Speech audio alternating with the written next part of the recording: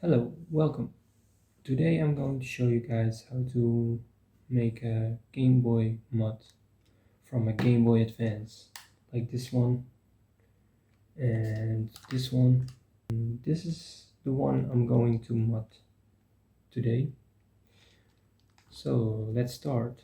Okay, this is what we need. We need a new case, two screwdrivers, one for the back and one for the motherboard to release the motherboard from the old Game Boy Advance. We need a ribbon to attach the screen to. We need a double coated tape which should be also delivered with the case, and we need a protector, not the one that is delivered with the new case because it's too small to fit over the new screen. And that should be it. And I will put new buttons, not the buttons delivered with the new case. One thing I forgot to mention, if you don't want to permanently attach the IPS screen to the new Game Boy cover, you should also have some tape, so you can always remove the IPS screen and put it in another Game Boy you want. So what we first need to do is get the motherboard of this old Game Boy, unscrew these, how many are there? 6 screws on the back of the old Game Boy. I will pause the video now, so I will be back later. When you unscrew the 6 screws at the back, you need to use the smaller screwdriver for the 4-star screw, and the back should come off like this. To get the motherboard, we need to unscrew these screws. There's one here and here and here. To unscrew these screws on the motherboard, we need to use the small screwdriver again. So yeah, I will start and I'll get back when I'm finished. This is the last one. Put them here.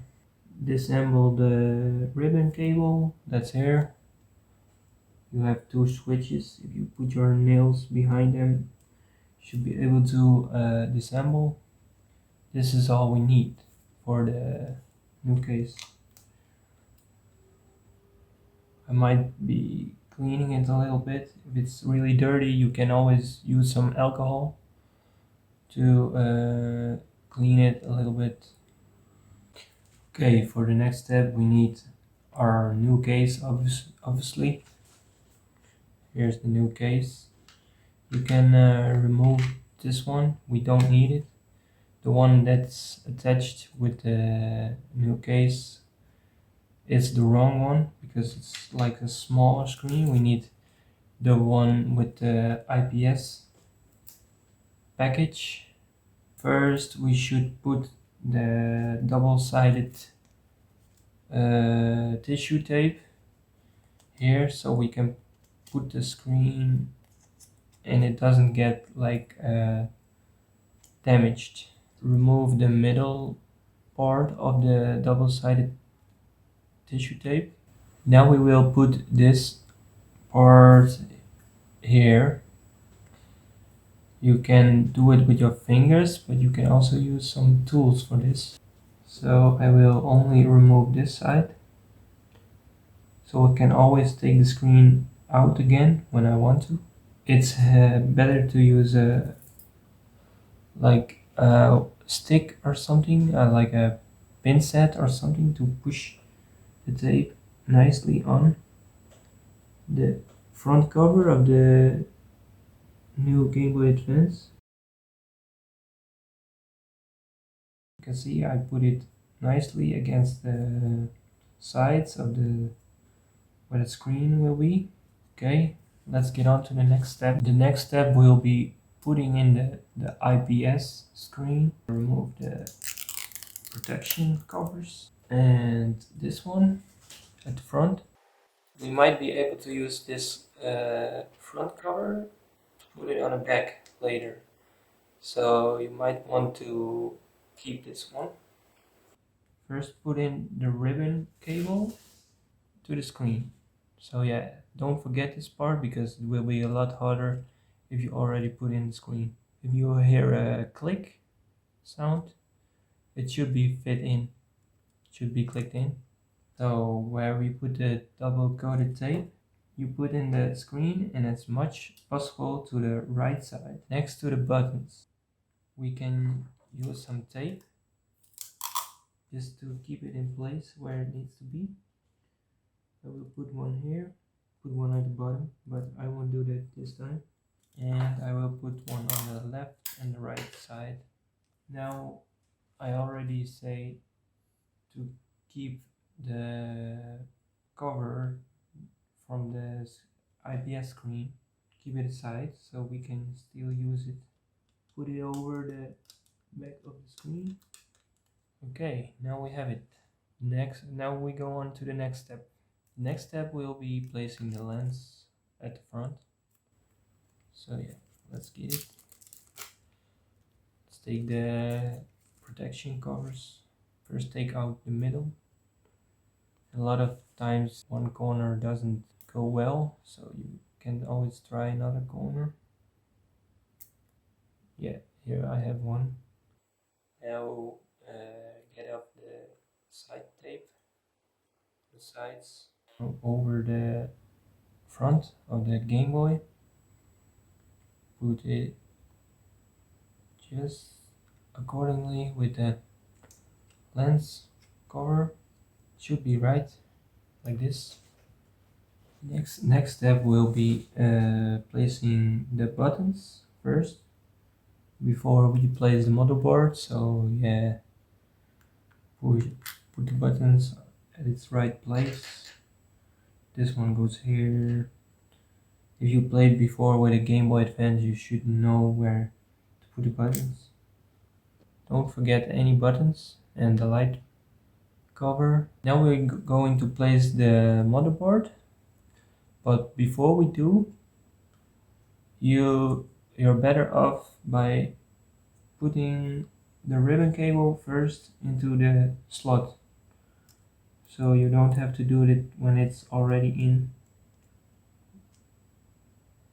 inside the cover. Just put it in and then press the buttons. Another thing is a little bit hard to do is the speaker, because it has a little nut and the nut needs to be put into the speaker cover, but it needs to be here. As you can see, I already want my on and off switch out again, so it's no problem. The only buttons that need to be inside are the A and B and the start select, because you can't reach them anymore once you put the motherboard in. The next step will be putting in the screws for the motherboard. Because the old ones won't fit, I will use the new ones anyway. So I have them still in this bag, which came with the new cover. Now it should be well attached, the motherboard, so it won't fall out anymore. It's good. Now we put the left and the right button in again. Should be easy. Okay. Now put in the sides below the left and right button. The only thing we need to do now is put on the back cover. Also, now we use the big screwdriver to bring in the 6 screws again.